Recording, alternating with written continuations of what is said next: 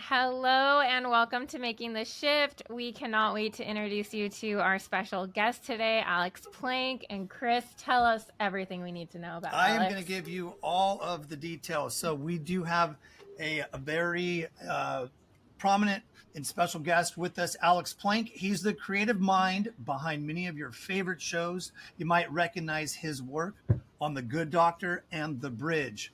That's not all. Alex is a beloved figure in the autistic community as the founder of Wrong Planet, an online hub for autistic individuals to connect and discover more about themselves. As an associate producer of Ezra, Alex brought his expertise and passion for neurodiversity to the film, ensuring authentic and meaningful representation. Welcome, Alex. Thank you so much for having me. I'm really excited to talk about Ezra and to do your podcast. Yes, and I should say, shout out to our mutual friend, Chloe Estelle, who is works as a coach in my parent program. And I know she's a friend of yours, and she really connected us and invited us to the screening of Ezra, which we were so fortunate to attend, which was just so fun because we're in LA, but we never do these like fun movie kind of events. But it was really special to be a part of that. Yeah, we had a big turnout at the Writers Guild Theater in Beverly Hills, and it was an amazing event put on by Love and Autism, a nonprofit that I really support, as well as our distributor, Bleecker Street Films. Yeah, it was so awesome to get to see the film. And I figured kind of a good place to start would be, I would love to know just how did you get involved in this project to begin with? What did that look like? Well, the first involvement was I got an email from Tony Golan, the director, sort of asking if I would be willing to talk to him. And I think I mentioned this in our Q&A that you attended. I didn't respond to the email because my executive functioning is bad. So he emailed me a second time saying, "Hey, I really want to talk to you. Like, hey, can you, talk to us?" And so I did. And, he really loved my perspective and he really wanted to be inclusive, which aligns with my priorities.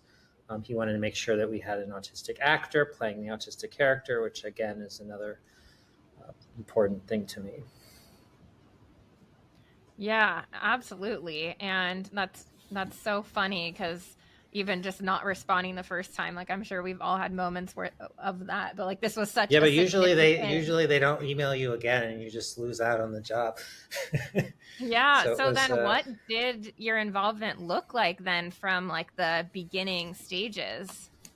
Well, from the start and the start of pre-production, I would say, would be helping Tony figure out how to best cast the film, watching auditions from every actor. We had over 100 kids who auditioned for it, looking through, trying to give everyone an idea of what to expect on set, sort of setting up all those things.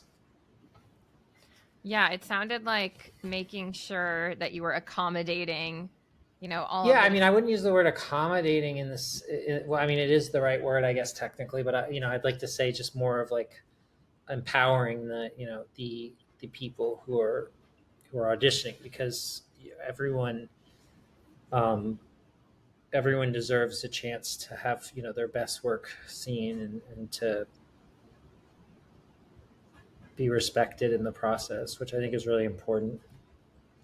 Yeah, absolutely. I feel like too, with the cast and allowing for some flexibility, maybe that had to do with different locations or different setups with the trailers or schedule. Oh yeah, I mean, that is I didn't even get there because I was just talking about before we shot. I mean, and then to continue that, I did trainings with the crew and with the assistant directors, and with the first team PAs, who are the PAs that work directly with the talent. We worked really closely in getting them to understand fully, and I was there throughout the process on set, making sure all of those things that William needed were happening, not even includes who we pick to tutor him, because kids have to go to tutoring part of the day when they're working on set, which adds a whole nother element to the process.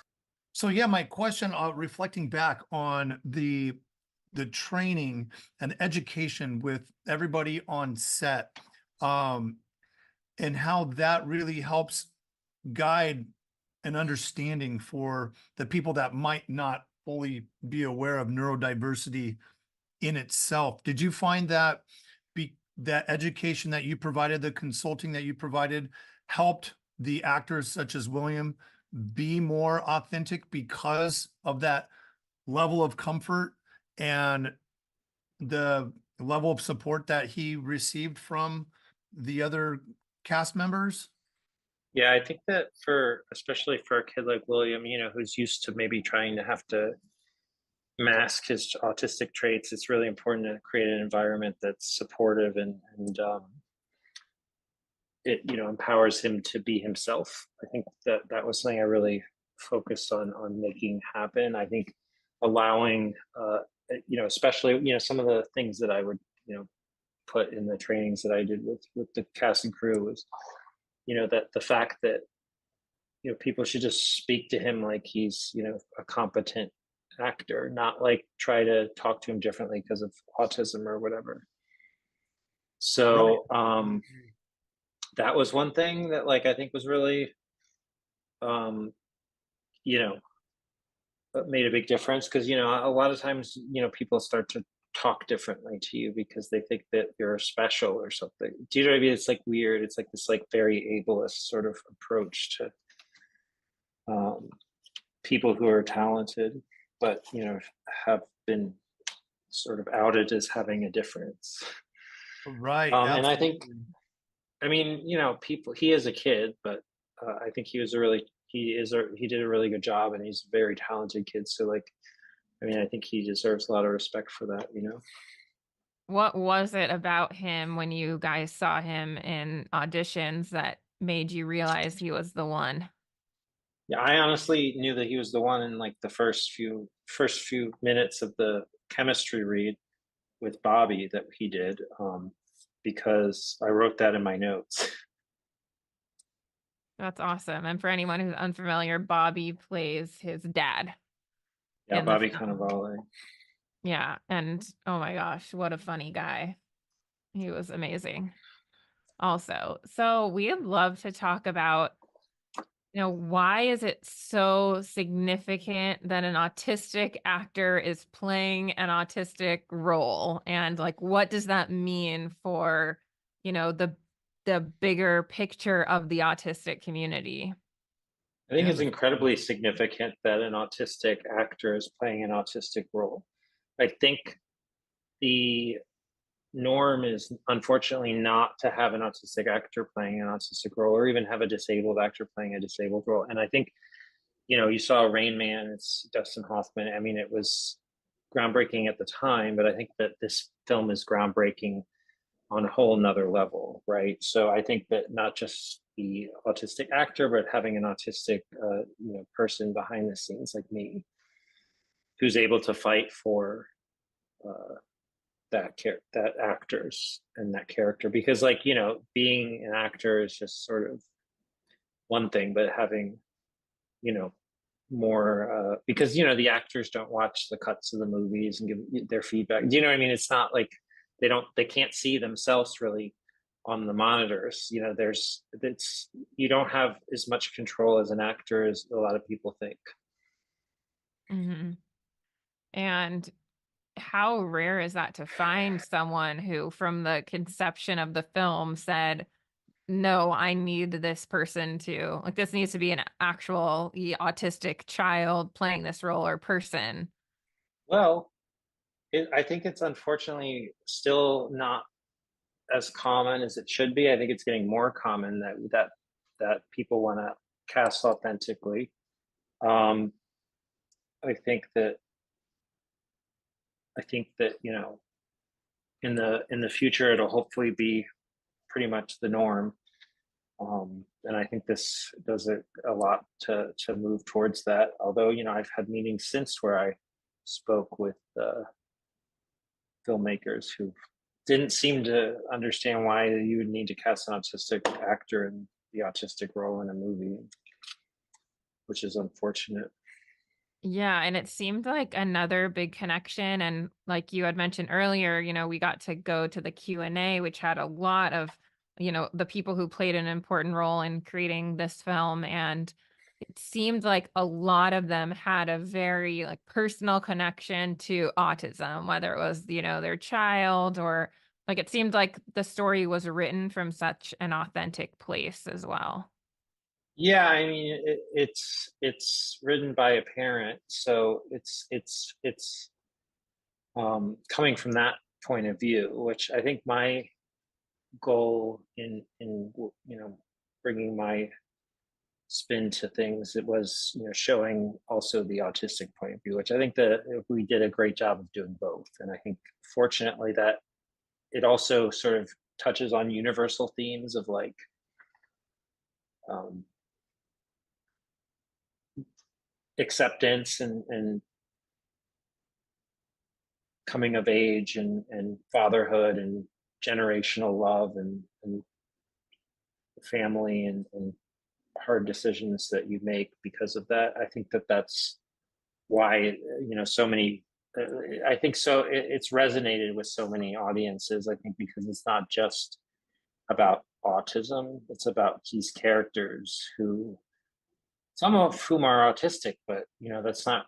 It's not like you're being beaten over the head with like, oh, this is the autism movie, which is not. I think it's helpful.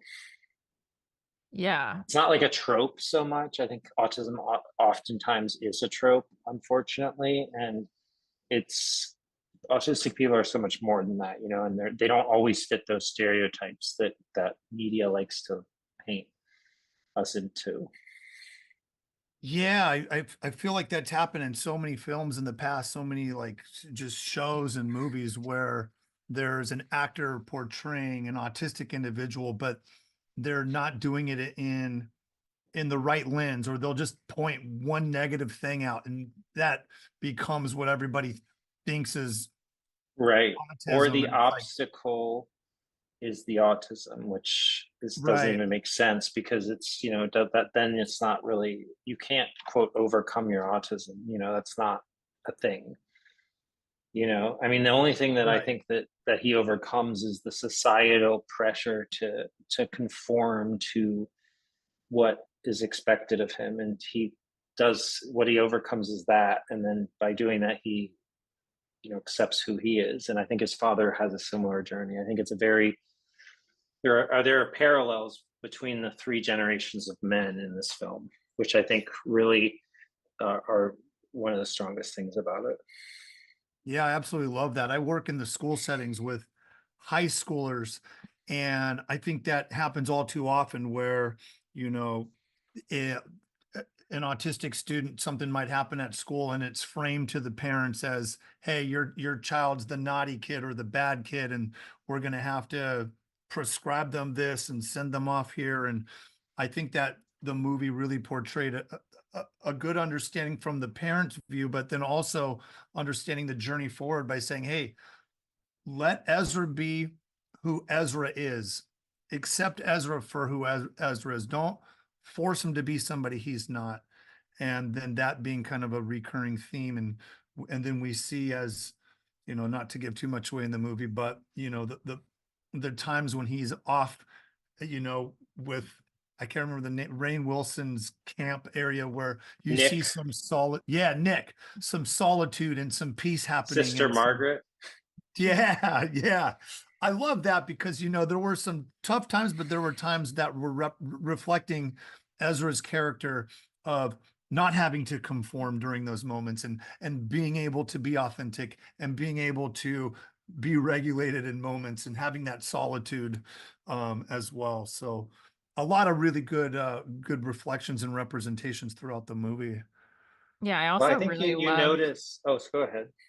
I also really loved just watching the family dynamic and, parents having different opinions on what was best for him because that's like I live that every day in my work.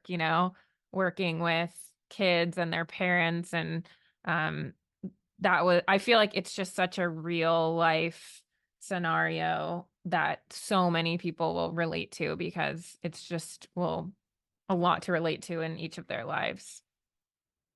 True, true. I mean, there's so many different layers there, and it's interesting because a lot of the other characters sort of touch on maybe they're autistic too. You see it with, I guess Nick even, and but you see it with the father, with Bobby's character and uh, Then Bob's just character, Stan.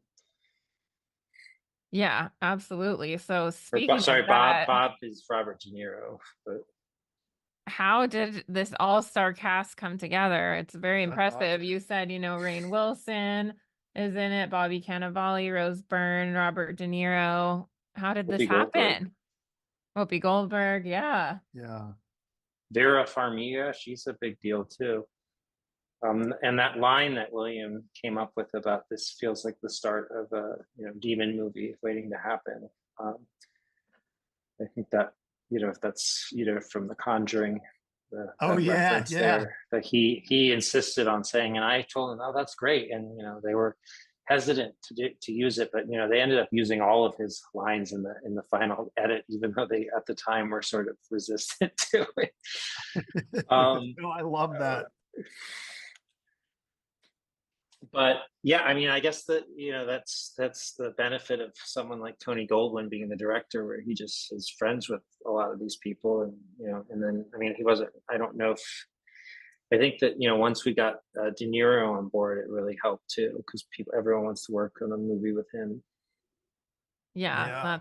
I'm so excited for people to see this. I think one moment that was really cool in the screening was just it was at the beginning, I think, when Jenny announced it and talked about like it was just a very inspirational kind of speech she gave that, this and it was just, we're all here like trying to accept autistic people for who they are. And it was like a moment I realized we're all in the same room.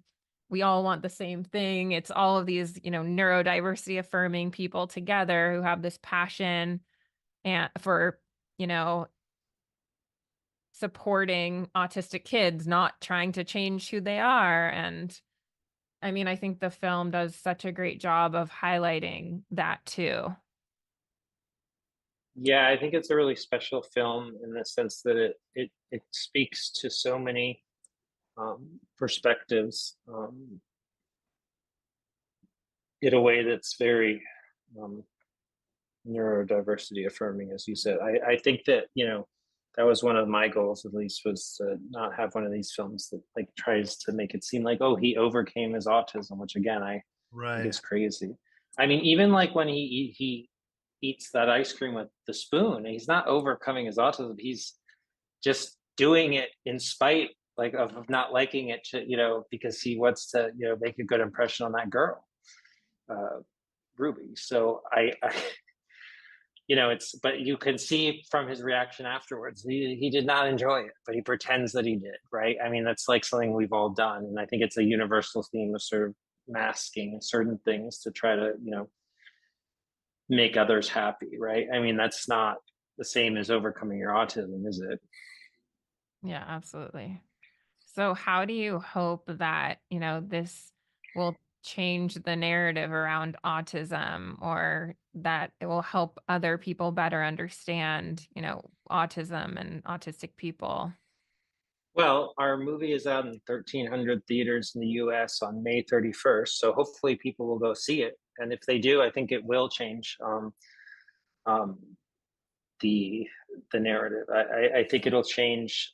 I think that movies, television, film, like the media has a large outsized impact on people's lives in a way that they truly don't necessarily think about. These movies that we grow up watching are what shape our values, our beliefs, our attitudes towards other people.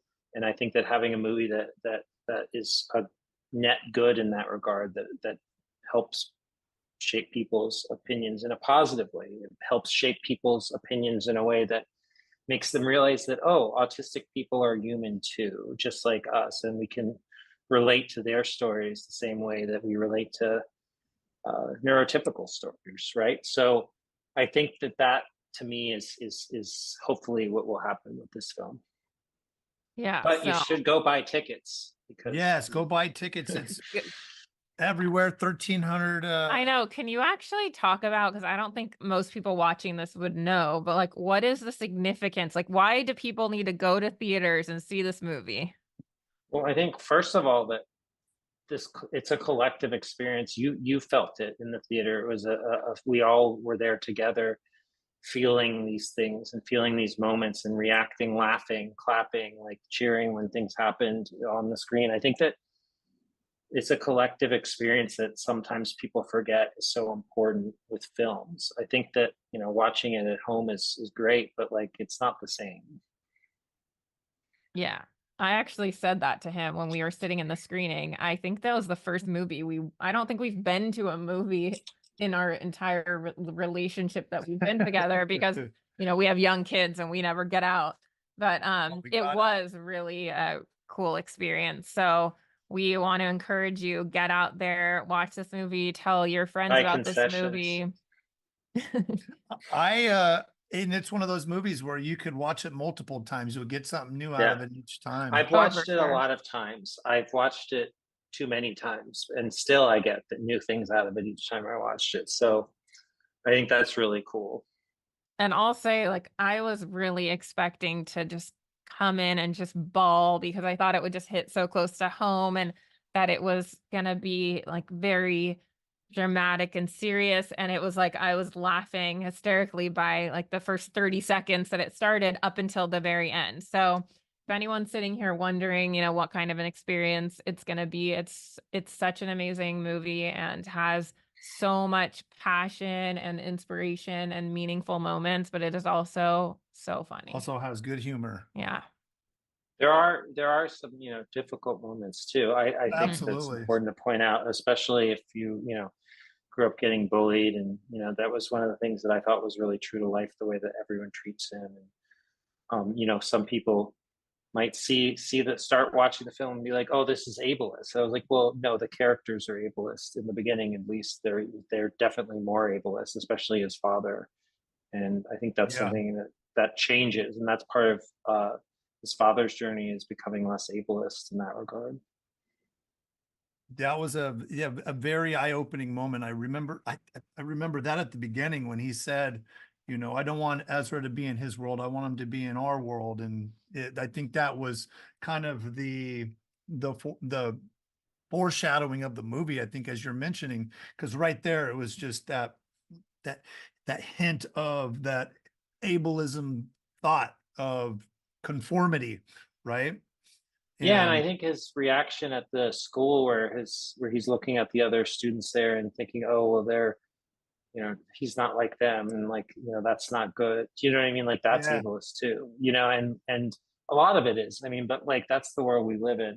And I think he does realize that he doesn't, I mean, he's already in this world, that's sort of the conclusion. Right. I don't want to spoil anything, but I think it's something that you'll watch and really enjoy that journey, if especially as a parent, but also as an autistic person, seeing how people's perceptions can shift because of love. Yeah, absolutely. The resounding theme right there. Yeah. Well, we just want to thank you for being here and just massive congratulations. I just can't even imagine now you having this under your belt. What an amazing accomplishment to have at such a young age. So congratulations. Yeah, your Thank you. Your advocacy work is amazing. And yeah, that's just But I'm also, you might not have noticed, but I also play Dr. Kaplan, who's the doctor that he gets into a little heated discussion with in the hospital hallway. Oh, so everyone look out for Alex in the film too. That'll be awesome. Well, thank you so much for giving us your time and for being here. We can't wait to share this with everyone. Everyone get out there, go see this movie, buy your ticket and support, support this Yeah, film. and you can also have groups. If you have like 21 or more people in your party, and you all get tickets, that the theater will let you have the theater to yourself, and so you can have your own private screenings. Basically, they do these Okay, things that's called exciting. buyouts, which the name is sort of not as is confusing, because you're not buying out every seat, you're just buying enough seats that they give it to you. Do you know what I mean? So it's like you don't Yeah. actually have to, like, fill a full theater, but you can still get that benefit of getting to go see it with your friends as if you're in your own private screening. Okay, I'm gonna remember that for the rest of my life. That was such a good tip. Right, Alex. So if the audience that's watching this right now or listening to the podcast wants to get some more information about Ezra, is there a website they can go to or a location to get more info? Ezra.movie. Ezra.movie. Very simple. Ezra.movie. That is very simple. So go check that out. In regards to them finding you, Where's the best place for where's the them to best connect place? with you? AlexPlank.com. You can search for Alex Plank on IMDb to see what I'm up to. Awesome. Well, everyone get out there, go see this film May 31st. And thank you, Alex, so much for being here. It was so great chatting.